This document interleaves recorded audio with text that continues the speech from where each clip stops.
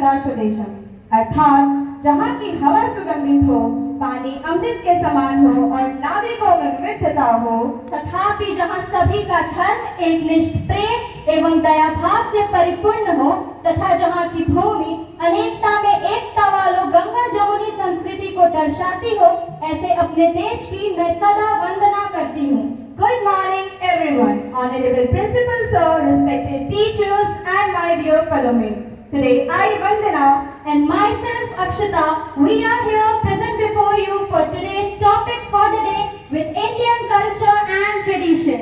Whether we should call it India, Bharat, Aryavart or Hindustan, it is our country India which is full of culture and tradition. In essence, Indian culture and tradition are an amalgamation of connecting people through shared values and festivities.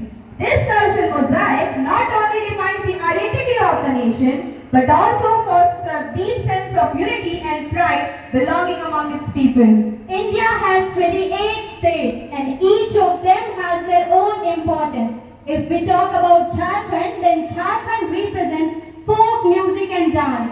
The main culture of Jharkhand is influenced by the lifestyle, religion, dance, music, art, festivals, etc. practiced by people of different tribal communities. West Bengal is famous for its literature evidenced by Chanapada.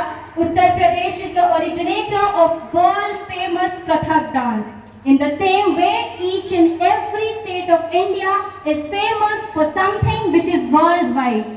भारतीय संस्कृति अपनी विशाल भौगोलिक स्थिति के समान अलग अलग है।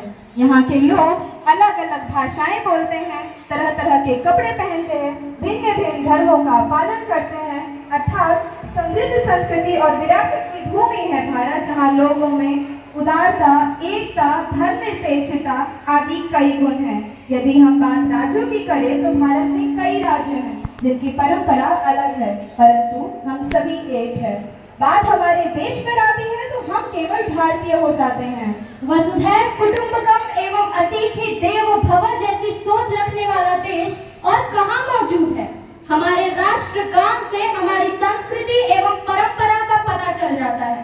कहते हैं पंजाब, सिंध, गुजरात, मराठा, द्राविड़, उत्कल, गंगा, विंध्य, हिमाचल, यमुना, गंगा, यह सब देश के अलग अलग कोने में स्थित है, परंतु हमारे राष्ट्रगान में इन सभी राज्यों का जिक्र है, क्योंकि हमारी संस्कृति वसुधैव कुटुंबकम के राह पर चलने वाली संस्कृति है, अर्थात यह सारा संसार हमारा परिवार है। जहाँ विदेशों में अलग अलग परंपरा एवं एक प्रजाति के लोग मिलेंगे, वही भारत अलग अलग परंपराओं एवं प्रजातियों के लिए ही तो जानी जाती है।